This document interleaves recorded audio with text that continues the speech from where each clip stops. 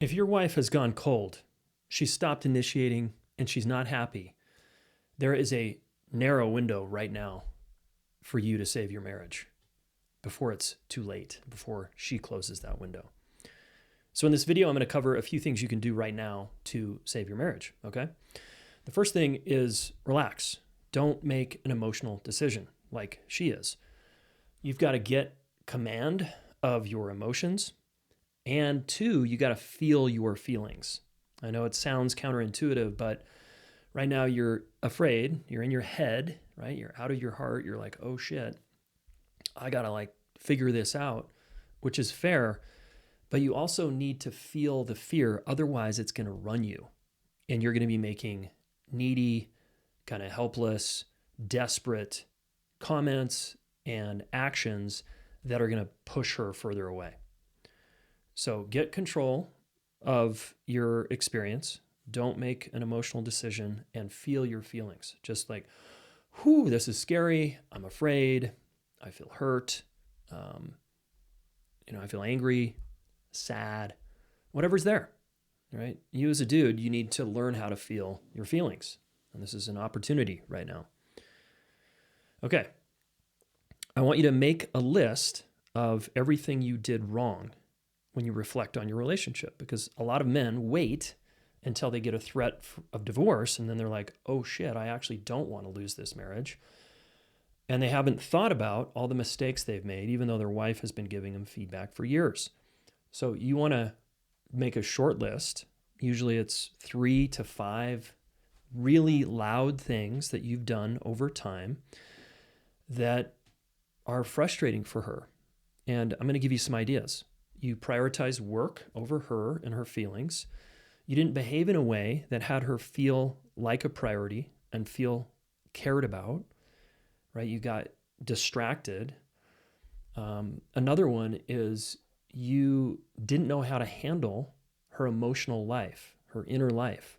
You tried to fix it, you tried to problem solve, or you pushed it away and got defensive and triggered when she was just trying to bring her pain to you.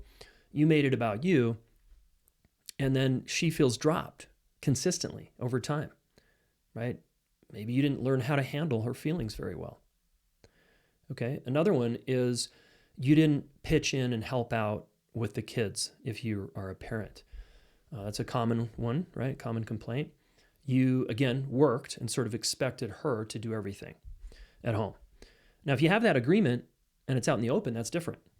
But a lot of couples, it's more like we just kind of fell into these gender roles instead of we mutually agree to this. This is what's best for us. Okay, another idea is maybe you didn't behave like a teammate and you went into your own isolatory, self-reliant thing and you didn't learn how to collaborate very well with her. You didn't share info about the finances. You didn't share about your stress and your fear. You got really good at compartmentalizing and just going back to work, trying to solve the problem that way. So anyway, these are ideas to give you as you take responsibility for these 3 to 5 things that you screwed up. You didn't do very well. Okay, the reason I'm having you make that list is so that you can go back and own it. One of the things that's going to help her relax and trust you more is when you take responsibility for your behavior. The things you screwed up and did wrong or didn't do very well, if you just own it without any defensiveness. Okay, 0. Okay, my wife cannot stand me when I am, well, yeah, but you didn't, yeah, but I kind of helped out, or yeah, but look how hard I'm working. No. You cannot come back to her with any of that crap. You have to just come back with full ownership. And a sentence looks like this: honey, I just want to take responsibility that I did not behave in a way that had you feel like a priority. Period. There's no defensiveness there. It's just saying, I didn't behave very well and you didn't feel like a priority. That's on me. You got to be very clear and concise without any justifications or excuses, okay? So do that. And then you're going to obviously, you got to first own it with yourself. And then if you want to practice with a male friend, or if you want to just go direct to your wife, okay? So you are going to ask her, hey, honey, can we chat? Can we talk about our marriage? Can we have a conversation tomorrow night, today, this morning? When is a good time for you? I would like, just state your desire. I would like to talk to you about our marriage. She might be like, hey, it's too late. But she might also be like, okay, fine. What has he got this time? What new and different thing is he going to do this time? And hopefully you are going to do something new and different, right? Next, you want to own it with her. So own your short list, right? Here's 5 things. And again, overall, I'm telling you, it's probably some version of she doesn't feel considered by you and prioritized. That's a huge one with successful guys who work a lot or providing, right? Is they just lose track of their wives' emotions, feelings, etc. Okay. Then you want to empathize.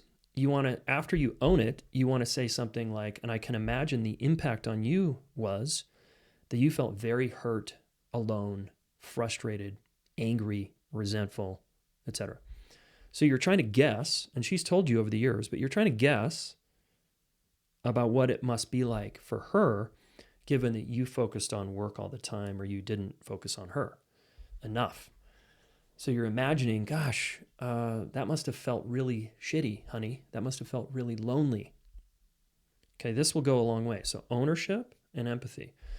You also want to validate her feelings. It makes sense that you want a divorce. It makes sense that you feel hurt. It makes sense that you feel alone. And then you combine that with the ownership because I've been at work focusing on that and I lost sight of you. That will move mountains, okay?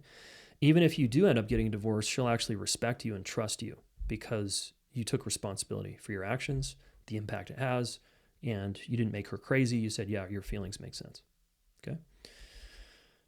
All right, and then the last thing you want to do is request time. Hey, I'd like some time to repair this and do better now that I'm very awake and I'm on board now. I don't want to lose you. I would like to request 3 months, 6 months, a year, whatever is realistic between the two of you to kind of fix this, to say, all right, memo received. I got a punch in the face here and it's time I'm waking up. I was kind of in denial and now I'm waking up. Honey, you're helping me. Wake up. And I am awake. I do not want to lose you. So will you give me another shot? 3 months, 6 months. It's okay if you don't. You can just let her know. It's okay if you don't. Okay, because that tells her you're not needy or desperate. You're just like, you're not, because again, it's kind of a desperate situation, right? So that would make sense if you feel desperate, but you don't want to bring desperation because it's just too emotional and it often backfires. What you can do is bring your love and your care and maybe a tear rolling down your cheek saying, I do not want to lose you. I love you so much. I screwed up. Can we commit to 3 months, 6 months, 9 months? Give me a shot. I'd like to go all in on the effort of repairing our marriage and starting anew. Would you be up for that? But here's the thing. Do not say that unless you mean it. Don't even think about it unless you're ready to commit. It's like saying, yeah, I'm going to go to the gym and get in shape. And then come February, you're like not going to the gym anymore. Your word means nothing. Okay, when you don't follow through on what you say you're going to do. So you actually have to follow through, and this might require you join a men's group, get some coaching, do some therapy, listen to podcasts, like you start journaling. You need to get your shit together and actually follow through. So don't say any of this bullshit unless you mean it and you're going to do something different. If you're just going to try to hang on, honey, don't leave me, and go back to your comfortable ways of sitting on your ass and not behaving in a way that has her feel like a priority, then delete this video, do not do it, and just move on with your life, right? As a single man. But if you really want to do this, you got to take action, okay? All right. Subscribe to this YouTube channel. Lots more videos coming your way for success-oriented, high-performing married guys who want to do better in this part of their life, all right? Okay. Talk to you in the next video.